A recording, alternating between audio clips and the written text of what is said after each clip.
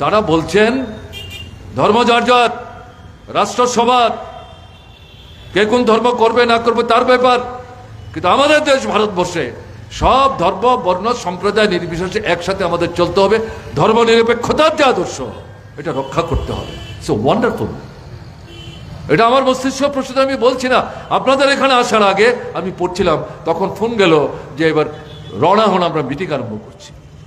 দ্বিতীয় বলছি যে নির্বাচন কমিশনের কথা বললাম, তাতে 58% বলছেন এই নির্বাচন কমিশনের উপর আমাদের বিশ্বাস নাই, এটা নিরপেক্ষ নির্বাচন করতে পারে না।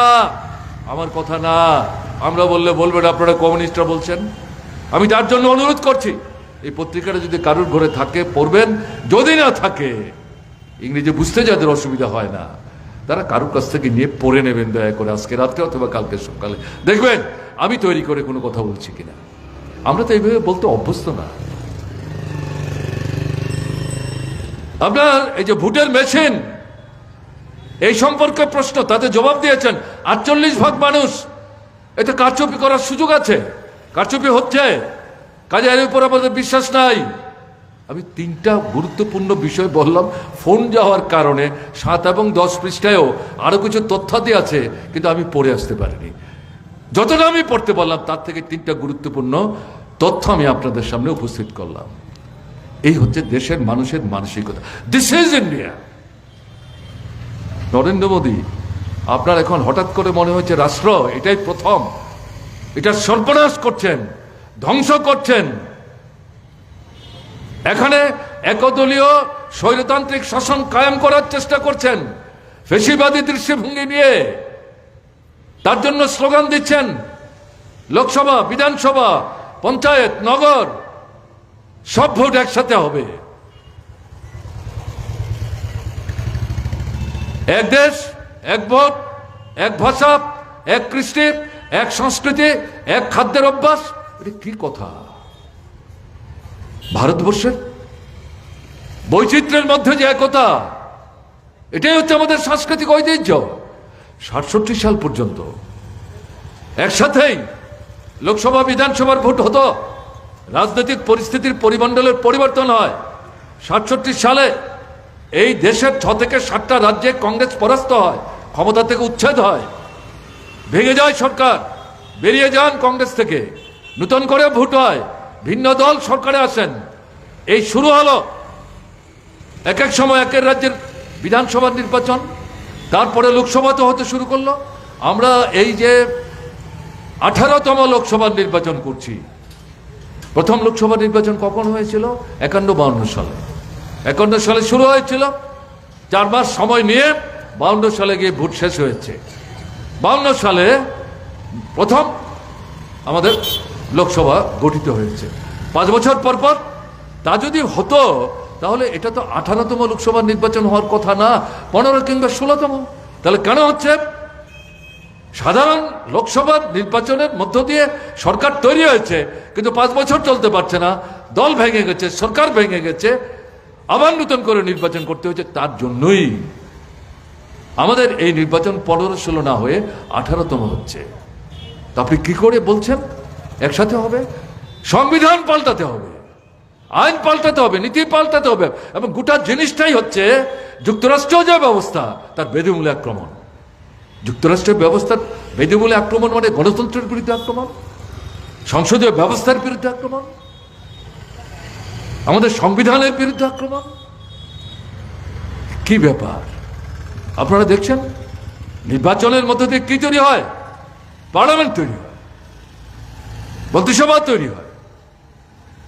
সংখ্যাগরিষ্ঠ যারা তারা সরকার তৈরি করেন, সংখ্যালঘিষ্ঠ যারা তারা বিরোধী দল। সবাই কথা বলবে, সরকার পক্ষ বলবে, বিরোধী দল কথা বলবে, আইন ইত্যাদি তৈরি করার দায়িত্ব সরকার। তারা খসড়া তৈরি করে উপস্থিত করবেন, বিরোধীরা মত দেবেন। এইটাই তো পদ্ধতি এতদিন চলে আসছিল। নরেন্দ্র মোদীর নেতৃত্বে 10 বছর যখন পূর্ণ করতে যাচ্ছেন, কি দেখা যাচ্ছে? এই লাস্ট এই লোকসভা নির্বাচনের আগে স্বল্প সময়ের জন্য এখানে যে ছোট্ট বাজেট অধিবেশন হলো, তার আগের যে অধিবেশন, লোকসভা রাজ্যসভার 146 জন এমপিকে বিরোধী দলে সাসপেন্ড করে বের করে দিয়ে একটার পর একটা কালো আইন তৈরি করেছে। কোন আইন? ব্রিটিশের আমলে তৈরি হয়েছিল স্বাধীনতা সংগ্রামকে পর্যুদস্ত করার জন্য, দাবিয়ে রাখবার জন্য। দেশ স্বাধীন হওয়ার পর এই আইনগুলিকে ভিত্তি করে যখন বিভিন্ন মামলা মোকদ্দমা হতো, এগুলো নিয়ে যারা আক্রান্ত তারা যখন কোর্টে যেতেন, নিচের কোর্ট থেকে যখন উপরের কোর্টে যায়, বিশেষ করে সুপ্রিম কোর্টে আমাদের যারা বিচারকরা including chief justice of India একাধিকবার বলবার চেষ্টা করেছেন, কেন এই আইনগুলো এখনো আমাদের দেশে থাকবে? এটা ব্রিটিশের কালো আইন, ব্রিটিশ দাঁড়িয়েছে, আমরা স্বাধীন হয়েছি, আমরা এই আইন কেন আমাদের দেশে থাকবে? এই আইনগুলি কেন বাতিল করা হচ্ছে না? সেই আইন 146 জন এমপিকে বের করে দিয়ে পার্লামেন্টে ঢুকতে না দিয়ে একটার পর একটা বিরোধীদের কণ্ঠ স্তব্ধ করে টুটে টিপে ধরে এই কালো আইনগুলি আরো আক্রমণ তীব্র করবার জন্য নূতন নূতন বিষয় যুক্ত করেছে। এগুলো নিয়ে সুপ্রিম কোর্টে যাচ্ছেন মানুষ, কি হবে ভবিষ্যৎ ঠিক করবে। তাহলে আপনি আজকে হঠাৎ করে বলছেন প্রথম হচ্ছে রাষ্ট্রের চিন্তা, রাষ্ট্রটাকেই তো আপনি একের পর এক আঘাতের মধ্য দিয়ে শেষ করে দেওয়ার চেষ্টা করছেন। কেন এখন এটা বলতে বাধ্য হচ্ছেন? মানুষকে বিভ্রান্ত করার জন্য।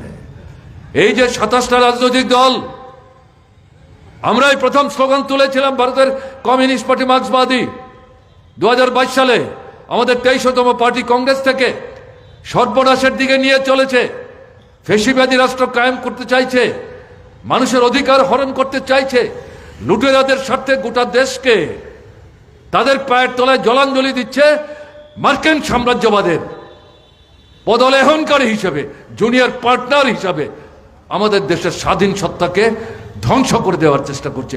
এদেরকে ক্ষমতায় রাখলে ভারত থাকবে না।